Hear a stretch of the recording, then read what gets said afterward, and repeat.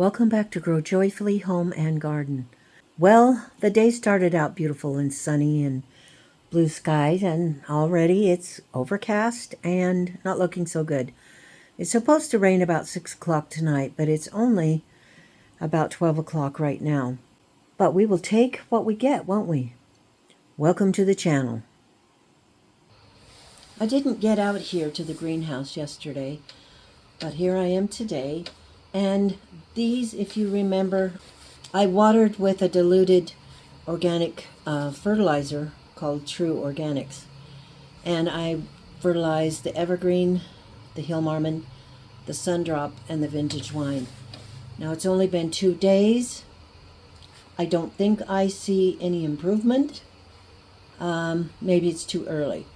But I have the yeast fertilizer setting, and it's been setting for 48 hours. So I'm going to use a little bit of that and fertilize probably all of these tomatoes, at least a good part of them. I have diluted it a lot because they're just seedlings and I didn't want to stress them out. So I'm going to get started with that. Some of these seedlings are getting really big. We have the granny cantrells. Those and the hill marmons are the biggest ones so far. I see some up on the top shelf, and they are Constelluto Genovese. A lot of them are getting pretty big already. These are the newest ones that I just planted probably on Saturday, so of course they're not up yet. We're still battling these beetles so bad. They haven't been attracted to the little traps that I set out at all.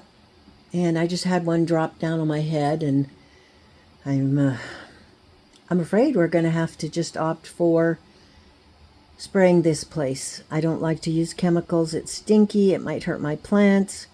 I'm not sure what else to do. But anyway, onward and upward.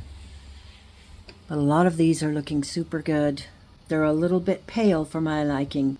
But the main thing we need to concentrate on today is potting some of the bigger ones up that have their true leaves. So that's what we're going to do today. I don't know if you can see them. Most of these are outside, but they are all over. A lot of them are in the inside. And let me tell you, it's like some horror movie. If you have any good suggestions, please put it down in the comment section. I have 12 of these plastic cups ready to transplant the tomatoes from those smaller pots. Oh, there's another beetle. To transplant those tomatoes from their smaller pots to their own individual pots. I like to use these plastic cups for the next size up because they're deeper and taller. And so it makes it easier for the roots to grow longer and healthier. So that's what we're going to do now. Last year I practiced writing on the cups, but I don't like that practice. I'm going to stick to my tags so that I can move the tags from cup to cup, because if I have something planted in here, this says Forsythia, it makes it very difficult for me to be able to keep those cups in order and be able to plant the same thing in them. So I will just stick to using tags from now on, and that way it doesn't matter which cup I use it in. I can move the tags from cup to cup. Once they get planted up into their own cups, it seems like they just come on very strong. It takes them a little while to kind of settle in and get over transplant shock, but then they make a lot of progress. I usually remove these little plants with a thing called a dibber, but I cannot find it. I have 2 or 3 of them and they are nowhere to be found. So instead I'm going to use this tool and see if I can gently pry them up, being careful of their roots. And I'll get one loose so we can plant it in these cups. I'll also use this little tool to make a hole and put the tomato seedling way down in clear up to its neck, just about as far as I can. Okay, so this is how many came out at once. So I'm just going to be very, very careful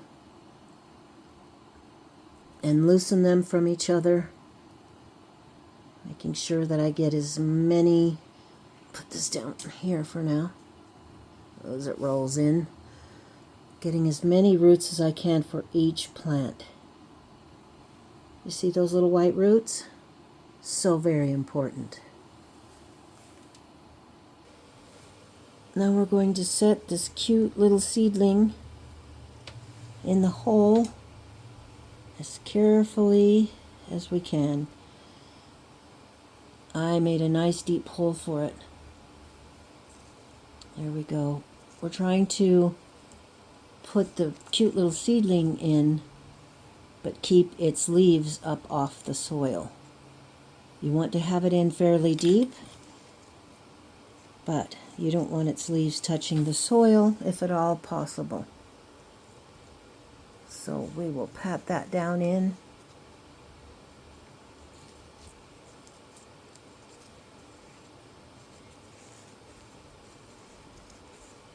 There we go.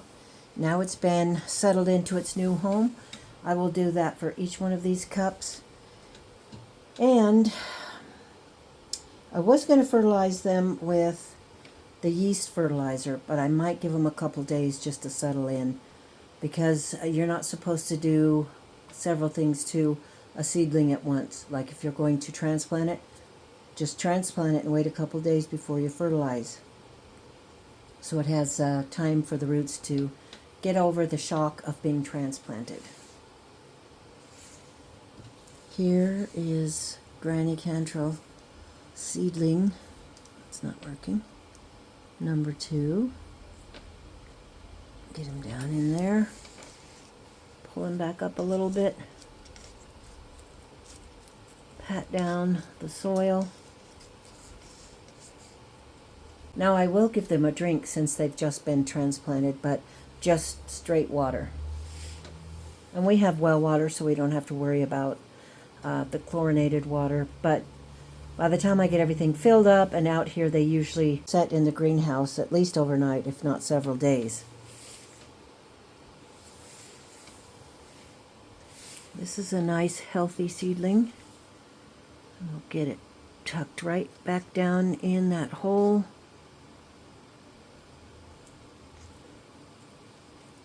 Get it down as far as we can. We don't want to snap that delicate stem. And pat down the dirt. I'm going to move this dirt over because this leaf is hanging down. And we don't want it touching the dirt.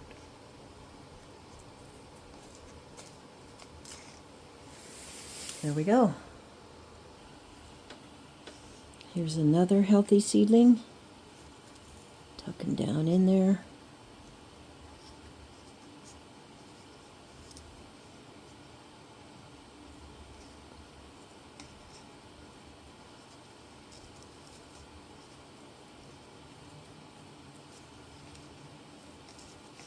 Might bring up a little more dirt around its neck for strength.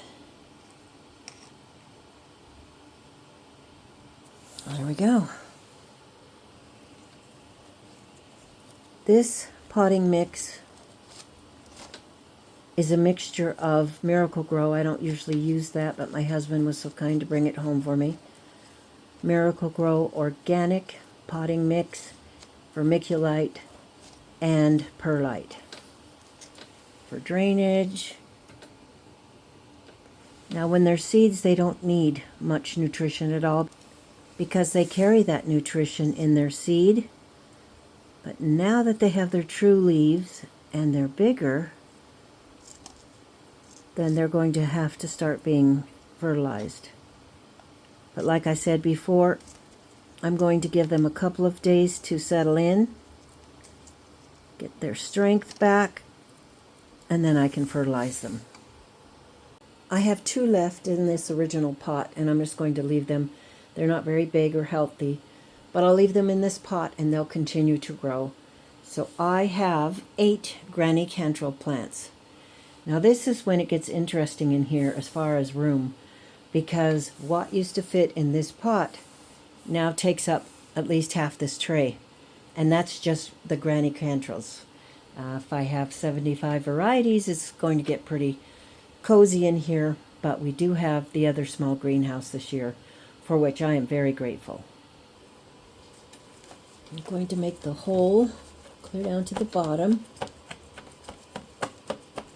and each one of these, and then gently lift out the little seedlings. I'll loosen up the soil first so we can get as many of those precious roots as possible.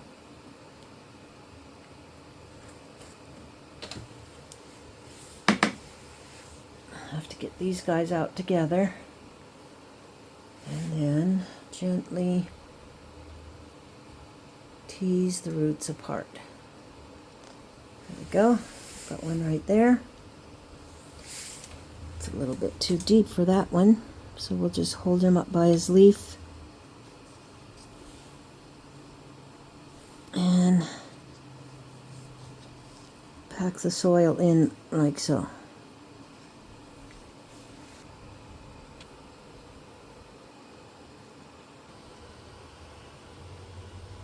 Okay, so I ended up with 6, and then the 7th one is over here.